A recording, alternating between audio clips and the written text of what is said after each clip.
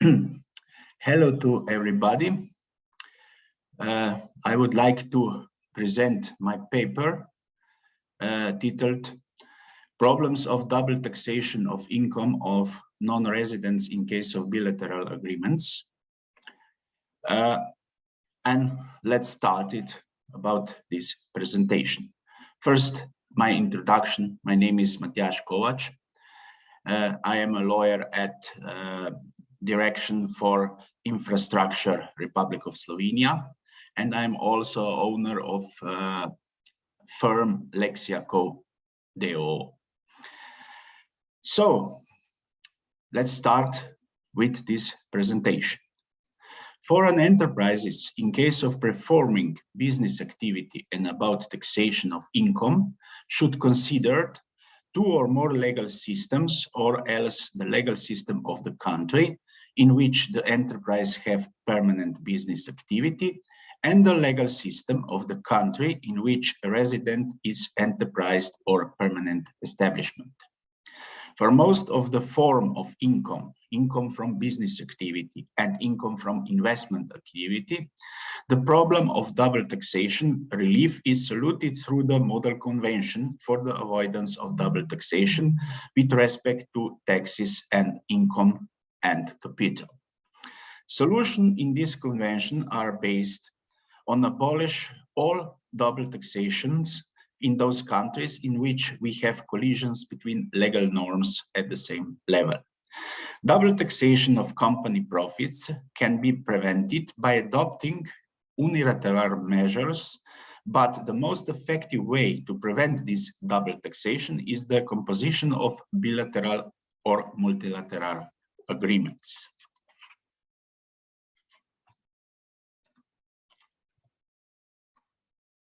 The agreements themselves cover the taxation of various types of income and capital gains and establish procedures for the exchange of information between the tax authorities of the contracting states, thus preventing tax evasion. For most forms of income, especially operating income and investment income, the problem of double taxation is reliably solved through the OECD Convention.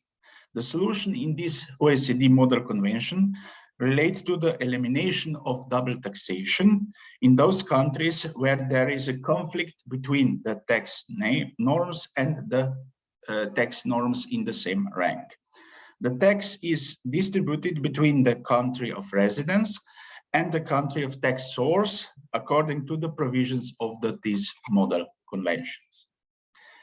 Now we would like to talk about the taxation of dividends in these model conventions.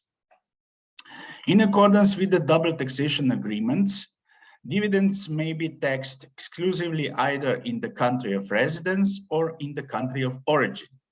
It is generally accepted that states can tax residents' dividends received from non-resident companies, as dividends represents income from the investments of taxpayer assets. Taxation of dividends in the country of origin is possible also, but it is legally limited to a certain share of taxation. When paying dividends to a non-resident taxpayer, the country of the origin can tax his transfer with the highest possible tax rate of 15%, which is a logical consequence of the mitigation of economic double taxation, as profits has already been taxed by the legal entity. The lower tax rate is specified in the case of related parties in the event that the parent company owns at least 25% of the capital of the subsidiary in one of the contracting states. The transfer of these dividends shall be taxed at the maximum rate of 5%. With regard to the determination of the capital share, a rule was adopted that it should be determined according to the situation at the time of the tax liability. So this is the moment when the shareholders can legally dispose this kind of dividends. So To avoid economic double taxation, many countries use different methods through domestic tax law. Two tax rates, this is a first method, can be set. The corporate income tax rate for distributed profits is in this method is lower than the retained earnings. Tax relief is also possible, which is recognized in the calculation of the partner's personal tax. In the event that economic double taxation is eliminated or mitigated at the level of domestic tax rate or tax law, it does not need to be specifically addressed at the international level. Countries that recognize relief at the partner level tax the company for the entire profit and dividends with the partner, and that the latter has the option to relieve through the personal income tax credit, as dividends have already been taxed with this legal entity. So now we have also taxation of interests. There is no economic double taxation in interest taxation system. In general, the rule is that the recipient of the interest pays tax unless otherwise agreed in the contracts. The debtor may undertake to bear the burden of the tax left at the source, which means that he is prepared to pay the creditor additional interests according to the amount of that specific tax. Interests arising in a contracting states and paid to a resident of the other contracting states shall be taxable later. It is possible to transfer the right to tax to the country where the interest originates, but this right is limited by setting a maximum tax rate which may not exceed 10%. This tax rate is understandable mainly because the country of origin can already tax profits on income from investment in its territory financed by the borrowed capital. Penalties for late payment shall not be taken into account as interests, but the state may, at its direct discretion, treat such surcase as interests. Where interest-bearing loans are linked to a permanent establishment, which the interest payer has in the other country state, the principle that the interest shall have its origin in the state in which the interest payer is resident shall not be applied.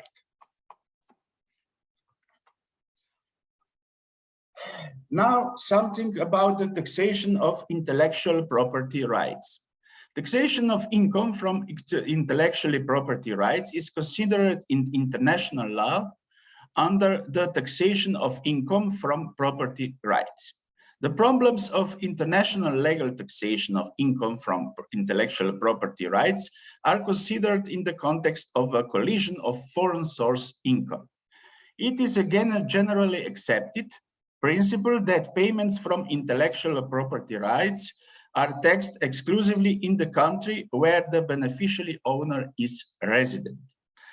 In the event that a third party enters between the beneficiary and the payer, no tax exemption is possible in the country of origin unless the beneficiary owner is a resident of the other contracting states. The provisions for the avoidance of double taxation do not stipulate that payments from property rights received by the resident of a contracting states from sources within the non-resident state of the basis of some statutory presumption, and this presumption must be linked to a permanent establishment in the not resident state. Due to the specific relationship between the payer and the beneficiary owner or between them and the third party, the amount of payment for the property rights exceeds the amount that the payer and the beneficiary owner would choose as an unrelated person. What about taxation of capital gains? Taxation of capital gains varies from country to country. In some countries, capital gains are not considered taxable income, while in other countries, only those profits made by a company are taxed, not those made by a natural person outside the pursuit of his activity. Some profits generated by a natural person outside the pursuit of an activity and are taxed only in this specific case. The right to tax capital gains from a certain type of property belongs to those countries which, in accordance with the OECD model, are entitled to tax property on income arising from it. Such a state should also be given the right to tax profits on the disposal of business assets, whether capital gains or operating gains are considered. In this case, it is not necessary to distinguish between operating and capital gains. In some principles should apply to the taxation of an increase in the value of business assets as to the disposal of these business assets. The right to tax has the state of which the alienator is a resident, unless it is immovable property or movable property that is a part of the business assets of a permanent establishment or belongs to the fixed base. The calculation of capital gains is left to domestic tax law. Capital gains are determined by excluding costs from the sale price. Now, I would like to present the methods of double taxation, methods of avoiding this double taxation. We have 4 methods of avoiding double taxation. First method is full exemption method. And full exemption method, under the full exemption method, income from property of a taxable person that may be taxed in the source country under a bilateral agreements is not taken into account in determining the tax on other income of property of the taxable person in the country of residence, regardless of whether the source country is actually taxes this income or not. So now we have exemption 1. Person has an income of 200,000 euros in addition to an income of 50,000 euros abroad, from which tax was paid at the source at the rate of 20%. So this tax is 10,000 euros.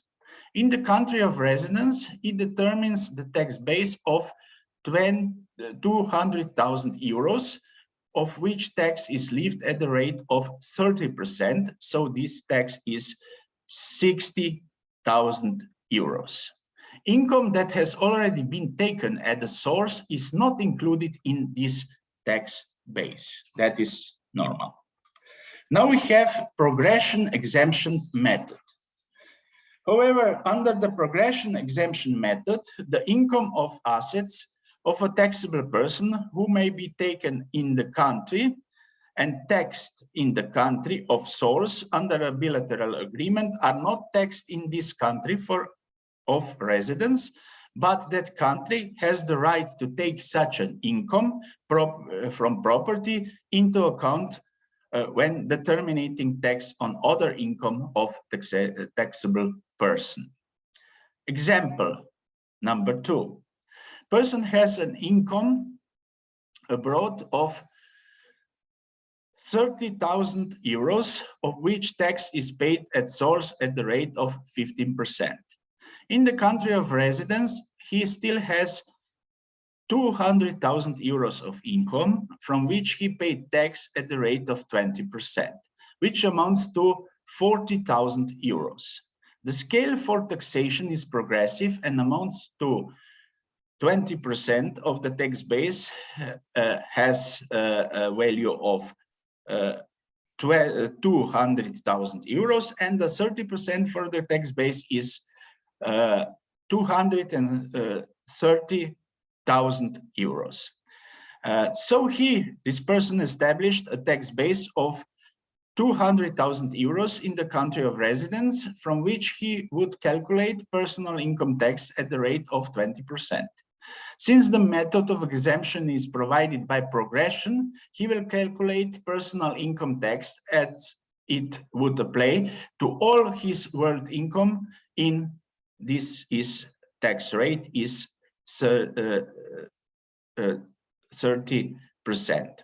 The tax liability is therefore not for 40,000 euros, but 60,000 euros.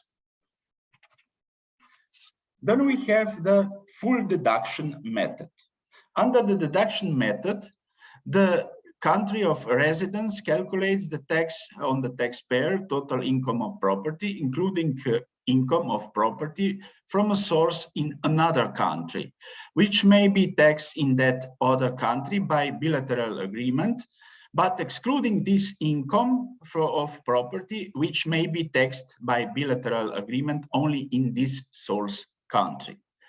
Example 3, person has an income of 200,000 euros in addition to an income of 50,000 euros abroad, so from which the withholding tax was paid at the rate of 20%. This is 10,000 euros. In the country of residence, it determines that the tax base of 250,000 euros, of which tax is assessed at the rate of 30%, which amounts to 75,000 euros. His tax liability is so reduced by any advance payment of personal income tax paid abroad, and this amounts to 65,000 euros. And now is the last method for avoiding double taxation. This is the normal deduction. By contrast, in the case of normal deductions, the recipient state deducts only the amount of tax paid in the source country equal to the tax which it would have levied on income earned in another country. This sub-method is used more frequently than the full deduction. So we have example 4. Person has an income of 200,000 euros in addition to an income of 50,000 euros abroad, from which tax was paid at source at the rate of 30%. So this is 15,000 euros. In the country of residence, it determines the tax base of 250,000 euros, of which tax is assessed at the tax rate of 25%, which amounts to 62,500 euros. His tax liability is reduced by the amount of tax paid abroad, but not more than the amount that would be paid in Slovenia or in a resident state. This is 12,500 euros, and not by the entire amount of tax paid abroad. That is 15,000 euros. So this is the last method of avoiding double taxation. Now, conclusion of this, my presentation. With regard to the taxation of non-residents, it is extremely important to consider the criteria of the elimination of double taxation, as the system of taxation of world income, due to the specific characteristic of world income, almost always leads to a phenomenon of double taxation. That is always. Theory and practice have formulated two basic criteria for the elimination of double taxation. The first criteria is linked to the origin of the income, and the second criteria relates to the notions of residency. Confirmation of taxation on the basis of residence can be determined by trying the income tax according to the use of income. Regarding to the taxation of non-residents, the rule of the method of deduction of tax paid abroad was adopted, which is in line with the adopted method of unlimited tax liability. The exemption method can only be used where we have taxation by source, which means that this method comes into consideration only when calculating income tax on individual sources or income that are subject to personal income tax. So this is my conclusion of my presentation. If you have any questions, do not hesitate and contact me. Here is my address, and thank you very much for listening to this presentation. Thank you.